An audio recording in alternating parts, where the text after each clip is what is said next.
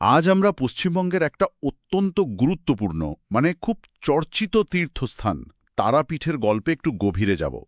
আমাদের কাছে বেশ কিছু সূত্র এসেছে যা থেকে এই জায়গার ইতিহাস, এর পৌরাণিক কাহিনী আর এর মাহাত্ম্য এই সব কিছুই বেশ পরিষ্কার বোঝা যায়। চলুন দেখি এই সূত্রগুলো ধরে এগিয়ে কিভাবে বীরভূমের এই তারাপীঠ বিশ্বাস, লোককথা আর ইতিহাসের একটা দারুণ মিশ্রণ হয়ে উঠল। হ্যাঁ, এই সূত্রগুলো কিন্তু আমাদের একদম গোড়া থেকে শুরু করে সতীর দেহাংশ থেকে শক্তিপীঠ তৈরির সেই কাহিনী থেকে শুরু করে সাধক বশিষ্ঠ, তারপর ধরুন বামাখ্যাপা, তাদের সাধনা, এই সব কিছুর মধ্যে দিয়ে নিয়ে যাবে। আর শেষে ওই যে সাধারণ মানুষের জীবনে তারামায়ের প্রভাবের গল্প, বিশেষ করে জয়দত্ত সদাগরের ওই আশ্চর্য ঘটনাটা। আমাদের কাজ হবে এই সব সূত্র থেকে আসল তথ্যগুলো বুঝে তারাপীঠের গুরুত্বটা ঠিক কোথায় সেটা ধরা। তাহলে শুরু করা যাক একেবারে গোড়া থেকে, পৌরাণিক কাহিনীটা দিয়ে। এর শুরুটা তো বেশ নাটকীয় আর সত্যি বলতে কি বেশ ভয়ঙ্কর, তাই না? দক্ষ রাজার যজ্ঞ। দক্ষ যজ্ঞ, আর সেখানে মহাদেবের আমন্ত্রণ না থাকা, তারপর সতীর উপস্থিতি। আর স্বামীর অপমান সহ্য করতে না পেরে দেবী সতীর আত্মাহুতি। ভাবলি কেমন লাগে? ঠিক তাই। আর তারপর সতীর দেহত্যাগের পর শিবের সেই প্রলয়ঙ্কর রূপ, তার তাণ্ডব নৃত্য, সৃষ্টি প্রায় ধ্বংসের পথে। পুরাণ বলছে এই প্রলয় থামাতেই তখন এগিয়ে আসেন বিষ্ণু। হ্যাঁ, তিনি সুদর্শন চক্র দিয়ে সতীর দেহ ৫১টা খণ্ডে ভাগ করে দেন, তাই তো? একদম। আর সেই দেহাংশগুলো যেখানে যেখানে পড়েছিল সেখানেই একটা করে শক্তিপীঠ তৈরি হয়। এটাই শক্তিপীঠ তৈরির মূল পৌরাণিক আখ্যান। আর আমাদের আজকের যে আলোচনা, তারাপীঠ, যেটা বীরভূমে, সেখানে কোনটা পড়েছিল? সূত্র অনুযায়ী ওখানে দেবী সতীর ডান চোখের তারা বা নয়নতারা পতিত হয়েছিল। ও আচ্ছা, তারা থেকেই তাহলে তারাপীঠ নামটা এসেছে। বাহ, বেশ লজিক্যাল তো। আর এটা ৫১ পীঠের মধ্যে একটা খুব গুরুত্বপূর্ণ পীঠ হিসেবে ধরা হয়। অবশ্যই অন্যতম গুরুত্বপূর্ণ পীঠ। তার বুঝতেই পারছেন এই জায়গার মাহাত্ম্যের উৎসটা একেবারে পৌরাণিক যুগের সাথে যুক্ত। কিন্তু এই পৌরাণিক কাহিনীটাই তো সব নয়, তাই না? জায়গাটার নিজেরও একটা চরিত্র আছে নিশ্চয়ই। সূত্রগুলো তো বেশ রহস্যময় একটা পরিবেশের কথা বলছে। হ্যাঁ, ঠিক বলেছেন। ওটাই তারাপীঠের আরেকটা দিক। সূত্রগুলো বলছে জায়গাটা বেশ প্রাচীন। একদিকে দ্বারকা নদী বয়ে যাচ্ছে, চারপাশটা শ্মশানভূমি, আর সেখানে একটা বিশাল পুরনো শিমুল গাছ। সব মিলিয়ে কেমন একটা থমথমে কিন্তু খুব শক্তিশালী আধ্যাত্মিক পরিবেশ। যেন সাধনা করার জন্যই তৈরি একটা জায়গা। অনেকটা তাই। মনে হয় প্রকৃতি নিজেই জায়গাটাকে সেভাবে সাজিয়ে রেখেছে। আর এই রকম একটা পরিবেশে কি সাধক বশিষ্ঠ এসেছিলেন? তার কথা তো সূত্রগুলোতে পাচ্ছি আমরা। হ্যাঁ, মহর্ষি বশিষ্ঠের কথা পাওয়া যায়। বলা হয় উনি এখানে প্রথম তারামায়ের সাধনা শুরু করেন। তিনি নাকি পঞ্চমুণ্ডী আসনে বসে দীর্ঘকাল কঠোর তপস্যা করেছিলেন। পঞ্চমুণ্ডী আসন ৫টা মাথার খুলির ওপর তৈরি আসন? বাবা! হ্যাঁ, সেটাই বিশ্বাস। আর এই আসনটা আজও তারাপীঠ মন্দিরের একটা খুব গুরুত্বপূর্ণ অংশ। কথিত আছে দীর্ঘ সাধনার পর বশিষ্ঠ দেবীর মাতৃরূপ দর্শন পান। তার সিদ্ধিলাভ, এগুলো তারাপীঠকে শুধু একটা পৌরাণিক স্থান হিসেবে নয়, একটা জীবন্ত সাধনার ক্ষেত্র হিসেবেও প্রতিষ্ঠা দেয়। তবে তারাপীঠের নাম আর চরিত্র আরও ব্যাপকভাবে ছড়িয়ে পড়েছিল আরেকজন সাধকের হাত ধরে। তিনি পরে এসেছিলেন। আপনি নিশ্চয়ই বামাখ্যাপার কথা বলছেন। তার নাম তো তারাপীঠের সাথে একদম জড়িয়ে গেছে। সূত্রগুলো কি বলছে তার সম্পর্কে? ঠিক ধরেছেন, বামাখ্যাপা। বশিষ্ঠের অনেক পরে তিনি আসেন, আর তার জীবন, তার সাধনা সবকিছুই এই তারাপীঠের মন্দির আর শ্মশানকে কেন্দ্র করেই।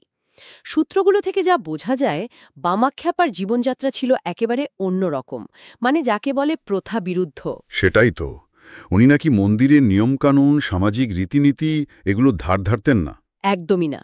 শ্মশানই ছিল তার ঘরবাড়ি, আর তারামায়ের সঙ্গে তার সম্পর্কটা ছিল একেবারে সহজ, বন্ধুর মতো, ছেলের মতো। তো আচরণ, কিন্তু ভেতরে মায়ের প্রতি অগাধ ভক্তি। এই বৈপরীত্যটাই কি তাকে এতটা বিখ্যাত করে তুলেছে? নিঃসন্দেহে। তার জীবন ঘিরে অজস্র লোককথা, নানা রকম লীলার কাহিনী, অলৌকিক ঘটনার কথা শোনা যায়। তিনি নাকি সরাসরি মায়ের সাথে কথা বলতেন, মায়ের ভোগ নিবেদন করার আগে নিজে খেয়ে নিতেন। এরকম কত গল্প ভাবা যায়। তার ওই সরল কিন্তু গভীর মাতৃপ্রেম আর তার তন্ত্র সাধনার পথে সিদ্ধিলাভ, এই দুটো মিলেই বামাখ্যাপা আর তারাপীঠ যেন সমার্থক হয়ে গেছেন। তার সময়ে তারাপীঠ তন্ত্র সাধনার একটা বড় কেন্দ্র হিসেবে পরিচিতি পায়। আজও অনেকে তারাপীঠে যান বামাখ্যাপার স্মৃতিবিজড়িত জায়গাগুলো দেখতে। তাহলে একদিকে পৌরাণিক ভিত্তি, অন্যদিকে বশিষ্ঠ আর বামাখ্যাপার মতো সাধকদের উপস্থিতি। কিন্তু সাধারণ মানুষের জীবনেও তো মা তারার প্রভাবের কথা শোনা যায়, যেমন এই জয়দত্ত সদাগরের ঘটনাটা। সূত্রগুলোতে বেশ ভালো উল্লেখ আছে মনে হচ্ছে। হ্যাঁ, আছে। আর এটা একটা ভীষণ করুণ কিন্তু একই সাথে আশ্চর্য একটা কাহিনী। এটা তারা মায়ের অপার করুণা আর বিশ্বাসের শক্তি দুটোকেই তুলে ধরে। ঘটনাটা ছিল এরকম। জয়দত্ত বলে একজন বণিক ছিলেন। তার একমাত্র ছোট ছেলে হঠাৎ মারা যায়। ওহ, সে তো সাংঘাতিক শক। পুত্র শোকে তিনি তখন পাগল প্রায়। সূত্র বলছে তিনি ছেলের মৃতদেহ নিয়ে এই প্রাচীন চণ্ডীপুরের জঙ্গলে এসে হাহাকার করছিলেন, কাঁদছিলেন। কল্পনা করতেও কষ্ট হচ্ছে সেই পিতার অবস্থা, জঙ্গলের মধ্যে একা সন্তানের মৃতদেহ কোলে। ঠিক। আর সেই গভীর রাতে যখন তিনি শোকে প্রায় পাথর, তখনই মা তারা তাকে স্বপ্নে দেখা দেন। শুধু সান্ত্বনা নয়, দেবী তাকে একটা আশ্চর্য কথা বলেন। সূত্র অনুযায়ী মা তারা বলেন, তুই বিশ্বাস হারাসনি দেখছিস, চোখ খুলে দেখ। এই কথাটার মধ্যে দেখুন বিশ্বাসের ওপর কি ভীষণ জোর দেওয়া হয়েছে। তারপর সকালে উঠে কি দেখলেন জয়দত্ত? সকালে উঠে জয়দত্ত যা দেখলেন সেটা এক কথায় অলৌকিক। তার মৃত ছেলে আবার জীবিত হয়ে উঠেছে। সত্যি অবিশ্বাস্য। হ্যাঁ, অবিশ্বাস্য। এই ঘটনায় জয়দত্তের জীবন পুরো পাল্টে দেয়। তারা মায়ের এই অপার কৃপার সাক্ষী হয়ে তিনি ওই জঙ্গলের মধ্যে দেবীর একটা মন্দির প্রতিষ্ঠা করেন। মনে করা হয় আজকের যে তারাপীঠ মন্দির, তার প্রতিষ্ঠা এই ঘটনার পরেই হয়েছিল। আর এই ঘটনার পর থেকেই কি লোকে বলতে শুরু করে যে এই মন্দির ৯৯% সময়ে জাগ্রত? এই কথাটা সূত্রগুলোতে বারবার আসছে। এর মানেটা কি আসলে? এই ৯৯% সময়ে জাগ্রত কথাটা খুব তাৎপর্যপূর্ণ। হয়তো এর একটা মানে হতে পারে যে মন্দির প্রায় সব সময় খোলা থাকে বা ভক্তের আনাগোনা লেগেই থাকে।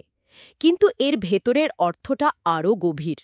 ভক্তদের বিশ্বাস হল দেবী এখানে অত্যন্ত জীবন্ত, অত্যন্ত সক্রিয়। তিনি ভক্তের ডাকে প্রায় সঙ্গে সঙ্গে সাড়া দেন। তার করুণা পাওয়ার জন্য কোনো বিশেষ তিথি নক্ষত্রের অপেক্ষা করতে হয় না। আচ্ছা আচ্ছা, এই ব্যাপার। মানে দেবী সবসময় সেখানে উপস্থিত ভক্তের জন্য। হ্যাঁ, জয়দত্তের কাহিনীটা তো এই বিশ্বাসের এক জীবন্ত প্রমাণ, তাই না?